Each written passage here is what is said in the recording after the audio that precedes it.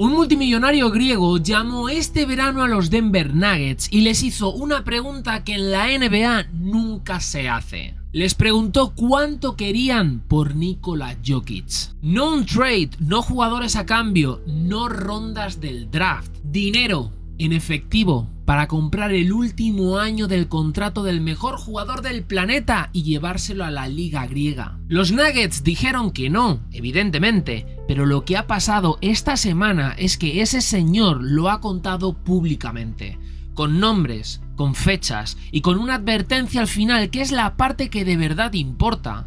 Dijo, y cito textualmente lo esencial: sé que le queda un año más de contrato.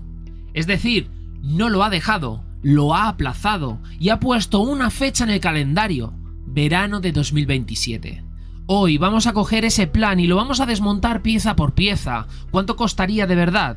¿Por qué el contrato de Jokic está diseñado, quizás sin querer, de una forma que hace esto técnicamente posible? ¿Y qué pasaría con la NBA entera y con la Euroliga si algún día un jugador de este nivel cruzara el charco al revés? Y te aviso ya de una cosa. Hay un detalle, cuando hablemos del proyecto de la NBA en Europa, que le da la vuelta a todo esto. Porque puede que Giannakopoulos no esté loco, puede que simplemente vaya 3 años por delante. Vamos por partes, porque esto se ha contado mal en muchos sitios y quiero que salgas de aquí sabiendo qué se dijo y qué no se dijo. El protagonista se llama Dimitrios Giannakopoulos, es el propietario del Panathinaikos de Atenas. Su familia lleva décadas en el baloncesto europeo y en la industria farmacéutica y él es probablemente el dueño más obsesivo y ruidoso de todo el baloncesto europeo. Pero cuando digo obsesivo, lo digo como elogio y como advertencia, porque ambas cosas son ciertas. Giannakopoulos fue al podcast Euroinsiders y ahí soltó esto. Dijo que hay un jugador que sigue siendo su sueño, que todavía no ha fichado, pero que va a fichar. Y dijo el nombre: Jokic, el mejor jugador del mundo. Y después vino la parte concreta, la que convirtió esto de una fanfarronada en una noticia de ESPN. Contó que este mismo año hizo una propuesta y él insistió en la palabra seria, tanto al equipo como al jugador, que intentó comprar el último año del contrato y que recibió un rechazo. Textualmente reconoció: recibí un rechazo. Y aquí es donde el hombre demuestra que sabe perfectamente lo que está diciendo, porque a continuación añadió que sabe que a Jokic le queda un año más de contrato, y dijo, básicamente, esperemos al año que viene. Eso no es una frase lanzada al aire, eso es una persona que se ha leído el contrato. Y no lo digo yo, esto lo publicó Anthony Slaughter en ESPN, lo recogió CBS Sports, lo recogió Yahoo Sports, lo han replicado los grandes medios europeos. Los Nuggets rechazaron la propuesta. Ese es el hecho verificado. La propuesta existió y fue rechazada. Ahora, ¿por qué deberíamos tomarnos esto en serio y no como el berrinche de un millonario aburrido en agosto? Por una razón muy simple. No es la primera vez y la anterior también fue contra los Nuggets. El año pasado, cuando Denver incorporó a Jonas Valanciunas en el trade con Sacramento, Giannakopoulos se lanzó a por él. Le ofreció comprarle los 2 años y los $20 millones que le quedaban de contrato NBA para llevárselo a Atenas. Valanciunas terminó quedándose en Denver esa temporada y este verano acabó fichando por el Zalgiris de Kaunas. Pero fíjate en el patrón. El tipo ya ha demostrado que está dispuesto a poner dinero encima de la mesa para comprar contratos NBA en vigor. No es una idea, es un método que ya ha ejecutado.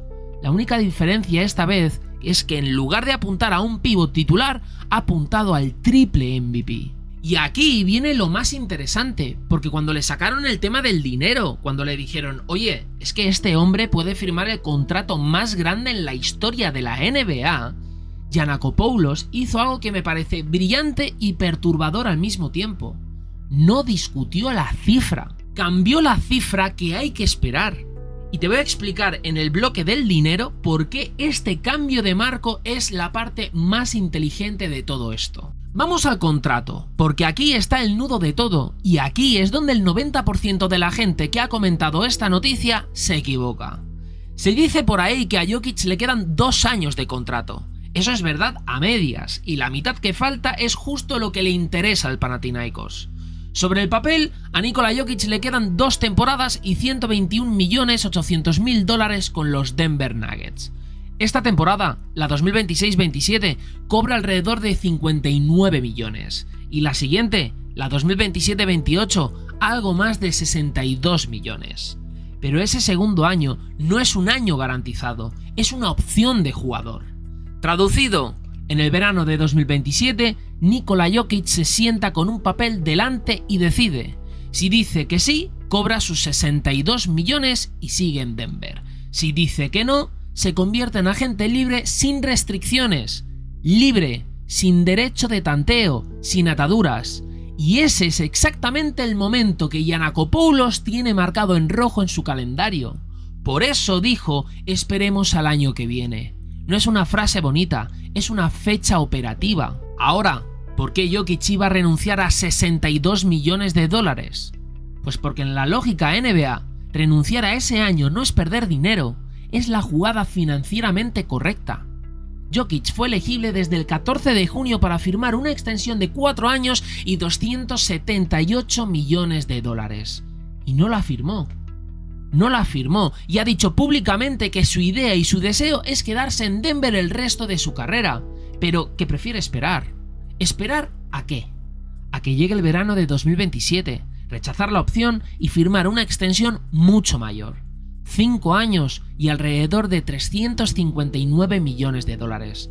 El contrato más grande de la historia de la liga. O sea que la decisión racional de Jokic, quedarse en Denver toda la vida, y la decisión que abre la puerta al Panathinaikos, rechazar la opción y ser agente libre, son exactamente la misma decisión. Escúchalo otra vez, porque es la clave de todo el vídeo. Para maximizar su dinero en Denver, Jokic tiene que pasar por un estado de agencia libre absoluta. Durante unos días, unas semanas quizá, el mejor jugador del mundo va a estar legalmente disponible para cualquiera que pueda pagarle. Y ahí, técnicamente, cualquier club del mundo puede llamar, incluido uno de Atenas. Es una ventana estrechísima, con un 98% de probabilidades de cerrarse con Jokic firmando en Denver y ya está.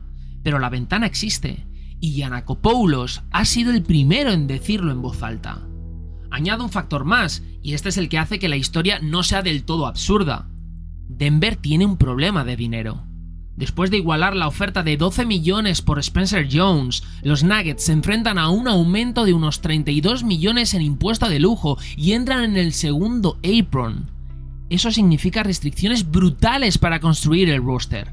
No puedes agregar salarios en trades, se te congelan las herramientas y encima puede que no puedas retener a Peyton Watson, que está buscando algo cercano a 28 millones por temporada. Y aquí está la pregunta incómoda que ningún aficionado de Denver quiere oír en agosto. ¿Qué pasa si en junio de 2027 los Nuggets llevan 2 años cayendo antes de las finales, con la plantilla estrangulada por el segundo apron y con Jokic a punto de cumplir 33 años?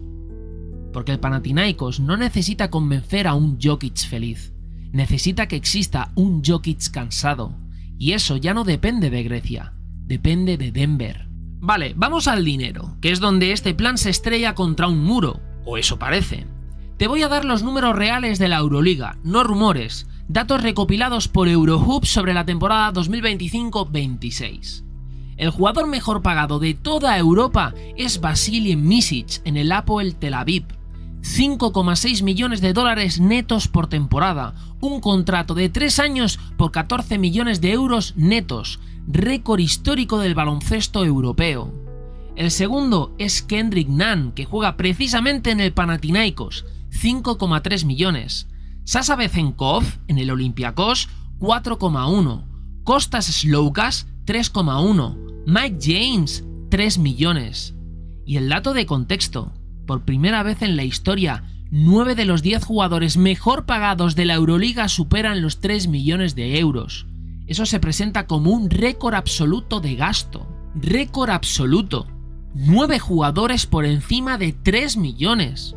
Y Nikola Jokic tiene sobre la mesa 359 millones. Es que no es una negociación, es una broma matemática. Con lo que cobra Jokic en una sola temporada, el Panathinaikos puede pagar a toda la plantilla mejor pagada de la Euroliga durante 2 temporadas completas. Pero, y aquí viene el pero que hace que este vídeo exista, en Europa los contratos se firman netos, limpios. Lo que firmas es lo que entra en tu cuenta, los impuestos los asume el club. En la NBA los contratos son brutos y un jugador en Estados Unidos puede irse fácilmente por encima del 40% entre impuesto federal, impuesto estatal y las famosas Jock Taxes de cada estado donde juega como visitante. Eurohoops lo explicaba con el propio Nan. Para que un jugador NBA se quedara limpio con lo mismo que cobra Nan en Atenas, necesitaría un contrato NBA de en torno a $10 millones anuales, casi el doble. Aplica esa lógica hacia arriba y el abismo se estrecha, no desaparece, ojo, se estrecha. Un contrato de, pongamos, 25 millones netos anuales en Atenas, una cifra absolutamente demencial para la Euroliga, 4 veces el récord actual, equivaldría a algo del orden de 40 y tantos brutos en la NBA. Sigue siendo mucho menos que 72 millones anuales del supermáximo, pero ya no es 5 contra 359. Ya es una conversación entre adultos. Y ahora sí, te devuelvo al detalle que te dejé colgando en la primera parte. Cuando en el podcast le plantearon que tendría que igualar un contrato de 360 millones, Giannakopoulos no entró al trapo. Dijo, en esencia, que él no tiene que superar los 359 millones. Él dice que la cifra que tiene que superar es la de la opción de jugador, los 62 millones de 2027-28. Eso es un cambio de marco brillante y también profundamente tramposo. Brillante porque reduce el problema de compite con el mayor contrato de la historia a compite con un solo año. Y 62 millones netos, aunque siguen siendo una barbaridad para Europa, ya no son ciencia ficción para un multimillonario dispuesto a hacer la locura de su vida. Y tramposo, porque ningún jugador razona por temporadas sueltas. Jokic no compara un año en Atenas contra un año en Denver, compara una vida contra otra vida. Compara 359 millones y su legado en la NBA contra lo que sea que le ofrezca Grecia. Salvo que la decisión no vaya de dinero, y de eso va la siguiente parte del vídeo. Te voy a hacer de abogado del diablo durante unos minutos y quiero que te quedes aquí, porque esta es la parte del vídeo que probablemente me discutas en los comentarios. Motivo número 1. Jokic es el jugador de la NBA que menos parece necesitar a la NBA. Piensa en su relación pública con todo esto. Es un tipo al que se le ha visto más emocionado con sus caballos de carreras que con un anillo. Ha dicho abiertamente que echa de menos su casa. Se marcha a Sombor en cuanto termina la temporada. Nunca ha construido una marca personal, no persigue focos, no monta documentales. Casi todas las superestrellas NBA tienen una identidad construida sobre estar ahí, sobre el escenario. Jokic tiene una identidad construida sobre querer estar en otro sitio. Y eso, para cualquiera que quiera sacarlo de la liga, es la grieta más grande que existe. No es dinero, es que a este hombre, honestamente, no le fascina el circo. Motivo número 2. La geografía y la vida.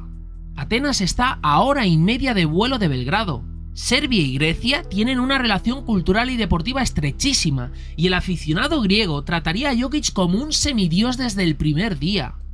En la Euroliga se juegan unos 38 partidos de fase regular más la liga doméstica, sin los viajes transatlánticos brutales de la NBA, sin 4 partidos en 5 noches cruzando usos horarios. A los 33 años, con un cuerpo que lleva una década absorbiendo minutos y minutos de playoffs, ese calendario no es un detalle menor, es una forma distinta de envejecer. Y encima juega en el mismo continente donde vive su familia. Cuando la gente dice es imposible, casi siempre está pensando en el dinero. Casi nadie está pensando en que hay una versión de esta historia en la que Jokic gana dinero más que suficiente para 10 generaciones, se ahorra 100 y pico vuelos al año y vive a 90 minutos de casa. Motivo número 3, y este es el que menos se comenta, el legado inverso. Jokic ya ha ganado en la NBA. Tiene su anillo, tiene su MVP de las finales, tiene 3 MVPs de regular season y la temporada pasada hizo algo que no había hecho nadie: liderar la liga en rebotes y en asistencias a la vez, promediando 27 puntos, 12,9 rebotes y 10,7 asistencias. Ya no le queda nada por demostrar allí, pero hay una cosa que ningún europeo de su generación ha hecho: volver en su prime o al final de su prime y llevar a un club europeo a una Euroliga.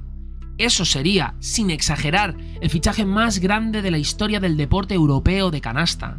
Y él sería el hombre que hizo que Europa dejara de ser la escala previa a la NBA. Dicho todo esto, ahora vamos con el otro lado, porque si no, esto no es un análisis, es marketing. Nikola Jokic ha repetido que quiere retirarse en Denver Nuggets, y lo ha dicho con esas palabras. Su entorno, su familia, nunca ha filtrado nada que demuestre que hay una grieta en la relación Nikola Jokic-Denver Nuggets. Su representante nunca ha alimentado rumores sobre una posible salida, y Denver, a nivel público, está tranquilo. Y la variable más difícil de superar no es el dinero, es la competición. La Euroliga es un torneo magnífico, durísimo, con ambientes que la NBA no tiene ni de lejos, pero el nivel de talento por metro cuadrado no es el mismo.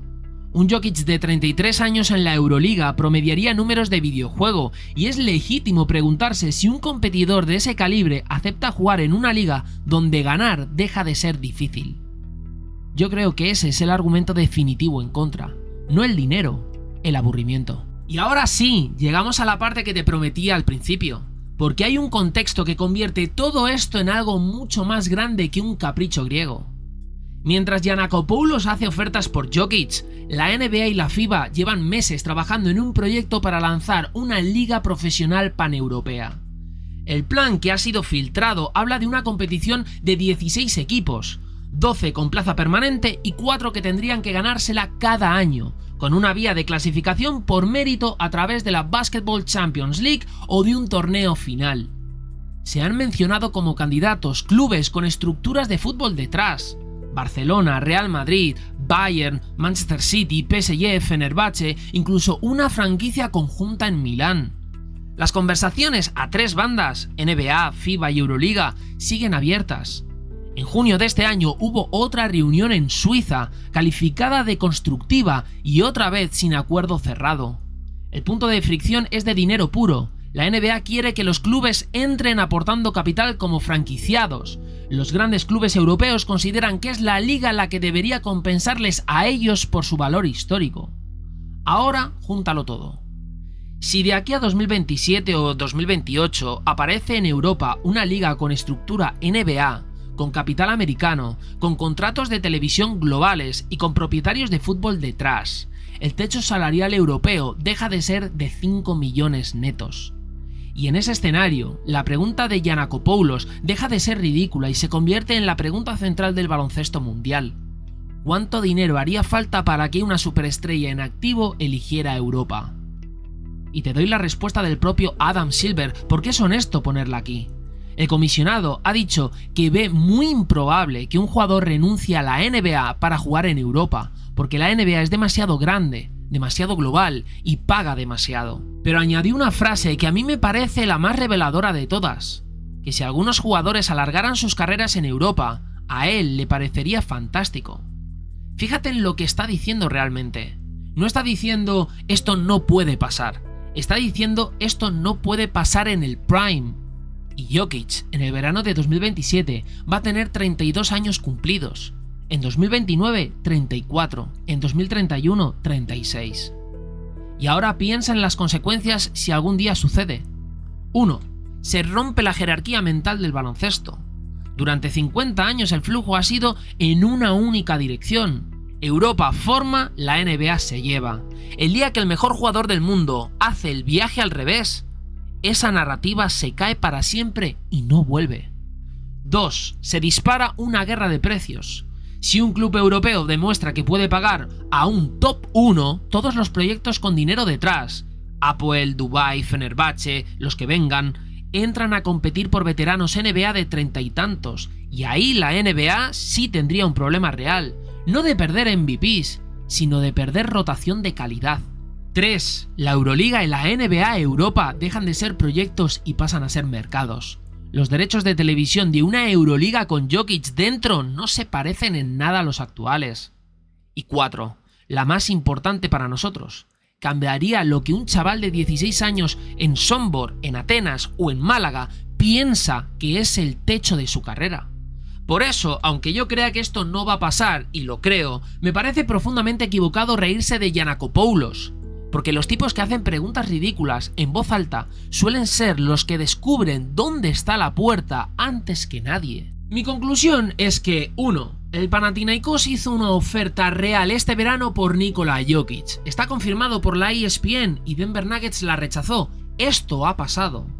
2. Existe una ventana legal en 2027 en la que Nikola Jokic se convierte en agente libre sin restricciones, y esto también es verdad porque su segundo año es opción de jugador. 3. Que el Panathinaikos pueda pagar lo que Jokic dejaría de ganar, y esto a día de hoy es falso con los números actuales de la Euroliga, salvo que aparezca un vehículo económico nuevo, y ahí es donde el proyecto de la NBA en Europa lo cambia todo. Y 4. Mi apuesta personal. Jokic firma su extensión en Denver en el verano de 2027. Se retira como un Nugget y esta historia queda como una anécdota de agosto. Le doy, siendo generoso, un 5% a la vía europea antes de que cumpla 35. Ahora bien, un 5% sobre el mejor jugador del mundo no es cero. Es la probabilidad más alta que ha tenido nunca una idea así. Y hace 5 años, ni eso. Y ahora os pregunto a vosotros por qué este tema me interesa de verdad. Si el día de mañana Nikola Jokic anuncia que firma con el Panathinaikos, ¿qué sentiríais? ¿Que la NBA ha perdido credibilidad o que el baloncesto europeo por fin ha ganado la partida? Dejadme todas vuestras opiniones en la caja de comentarios, recordad que os leo a todos y nos vemos como siempre en el próximo vídeo.